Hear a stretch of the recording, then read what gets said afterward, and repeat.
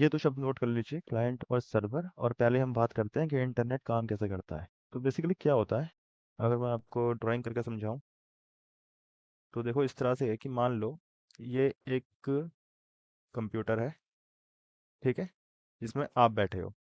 अब आपको मैं यहाँ पे क्या बोल दे रहा हूँ, यूज़र, ठीक है। इसको डिनोट करते हैं यू से। एक और कंप्यूटर है जिसे हम बोलते हैं सर्वर। है ये कंप्यूटर ही, पर इसे हम क्या बोल रहे हैं, सर्वर। इसको हम डिनोट करते हैं एस से। अब हम जब सर्च करते हैं, फॉर एग्जांपल आप सर्च कर रहे हो google.com, ठीक है, आपने गूगल सर्च किया। अब ये रिक्वेस्ट जो आपने लिखा कीवर्ड के माध्यम से, देखो एक तो ऐसे सर्च करोगे तो रिजल्ट आया, या फिर आप ऐसे सर्च करोगे तो रिजल्ट आएगा। पर ये दोनों हमने क्या करा, दोनों बार हमने सर्च करा सर्च बार पे। तुम्हें लग रहा होगा हम गूगल पे गूगल क्यों सर्च कर रहे हैं, तो एक काम करते हैं, ये एक और सर्च इंजन है, ठीक है। ये एक सर्च इंजन है गूगल की तरह, ये भी सर्च इंजन है, डक डक गो। यहाँ पे हम सर्च करते हैं माइक्रोसॉफ्ट फॉर एग्जांपल, तो ये रिजल्ट आए, आए रिजल्ट्स। ये हुआ सर्च करना।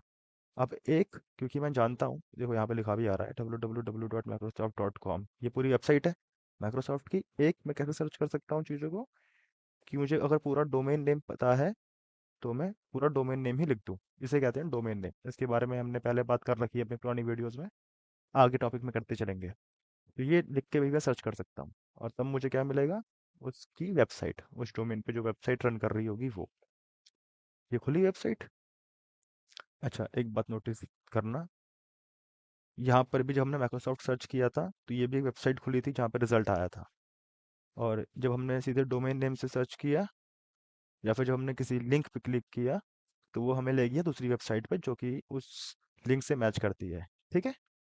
तो हम वेबसाइट दो बार ओपन कर चुके हैं यहाँ पे। एक बार गूगल सर्च करने पर, ये भी वेबसाइट ही है, यहाँ पे हम कुछ लिखेंगे तो वो कहीं जाएगा, फिर वहां से कोई रिस्पॉन्स करेगा, सर्च करना।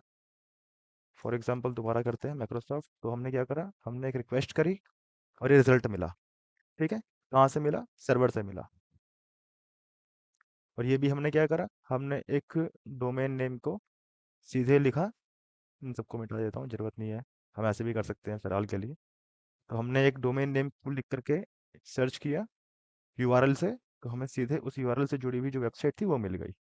तो मतलब इन दोनों के बीच में एक कनेक्शन है कि हम जब कुछ रिक्वेस्ट करते हैं तब ये सर्वर हमें रिस्पॉन्ड करता है, ठीक है। जब हम कुछ रिक्वेस्ट करते हैं तो ये सर्वर जो है, ये हो गया रिक्वेस्ट, और ये हमें क्या करता है इसके बदले में, रिस्पॉन्ड, ठीक है, RES, रिस्पॉन्ड, ठीक।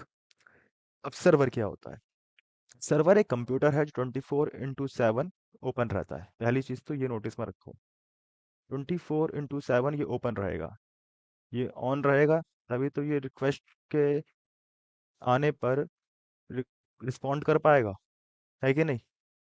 दूसरा, इसमें वेबसाइट, जो भी वेबसाइट है उसकी फाइलें जो है, जो कोड फाइल होती है, सोर्स फाइल जिसे कहते हैं, वो इन्हीं सर्वर पे रखी होती है, जो रिक्वेस्ट के आने पर जैसा उसमें कोड लिखा गया है वैसा उस पे रिस्पॉन्ड करती है कि क्या मांगा जा रहा है।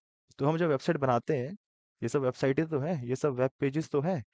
और वेब पेजेस जो होते हैं वो किससे बनते हैं, HTML से, CSS से, जावास्क्रिप्ट से, और ये बहुत सारी टेक्नोलॉजी है, लेकिन ये तीन तो है ही जिसके बारे में बात कर रहे हैं।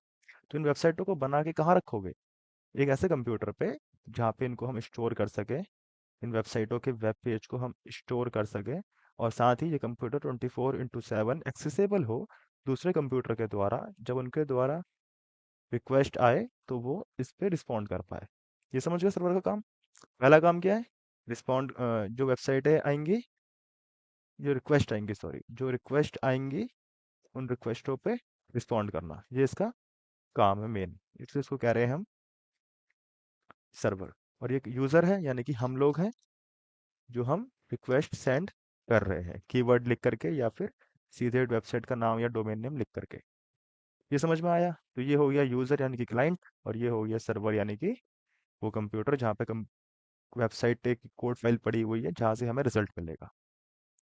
ठीक है, तो ये वेबसाइट है, ये एक वेब पेज है। ये देखो, ये एक वेब पेज है इतना बड़ा, यहाँ तक।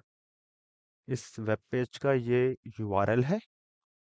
ठीक है, अगर मैं इसमें कुछ बदलाव करूँगा तो वेब पेज बदल जाएगा। ठीक है, अब ये वेब पेज है नहीं तो क्या आया? Sorry, we can't seems to find the resolution sorry resource of you are looking for. मतलब ये वाला जो यूआरएल है, ये गलत यूआरएल है। ठीक है,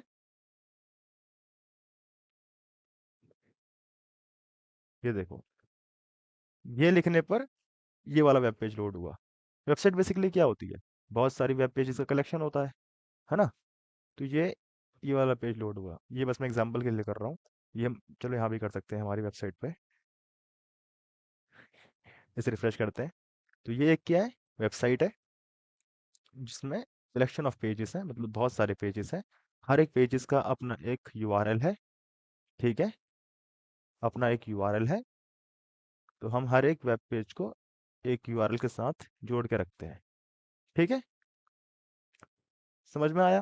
तो बेसिकली हम क्या बनाने वाले हैं? Web page. और वेब पेज कैसे बनते हैं? एचटीएमएल, सीएसएस और जावास्क्रिप्ट से। फिलहाल के लिए ये समझ में आया क्लाइंट और सर्वर क्या होता है? क्लाइंट जो रिक्वेस्ट कर रहा है, और सर्वर जो उस पर रिस्पॉन्ड करेगा। ठीक है, जैसे मैंने रिक्वेस्ट करी, यहाँ पे ये एक क्लिकेबल आइटम है अभी के लिए, अभी समझेंगे हम कैसे बनता है ये, इसके बारे में हम जानेंगे। देखो, ये है इसके व्यू सोर्स। अभी हम इसके बारे में भी पढ़ेंगे। अभी आपको लग रहा होगा कि ये सब क्या है, बट ये सब समझना आसान है। एक बार जब आप ये वीडियो पूरी देख लोगे तो आप ये सब कोड्स का क्या मतलब है समझ पाओगे। टाइम टेकन वाला वीडियो होगा, आपको थोड़ा टाइम देना पड़ेगा, लेकिन ये सब हम समझेंगे कि ये सब क्या लिखा हुआ है। इन्हीं सब को हम कोड कहते हैं। यही सब कोड लिखे हुए हैं जिससे कि ये वाला पेज डिज़ाइन किया हुआ है। ठीक है, तो हम यहाँ पे क्लिक करेंगे तो देखो यूआरएल चेंज हुआ, ये ऐड ऑन हो गया और एक नया पेज खुल गया। ठीक है, क्योंकि हमने रिक्वेस्ट करी और उस रिक्वेस्ट के हिसाब से जो रिस्पॉन्ड आना चाहिए था वो हमें मिला। मैं एक और रिक्वेस्ट करता हूँ, इस पे क्लिक करके, ये भी एक तरह की रिक्वेस्ट है।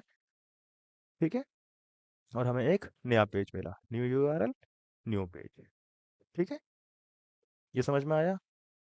चलो अब इससे आगे बढ़ते हैं। अब आती है बात एचटीएमएल की। तो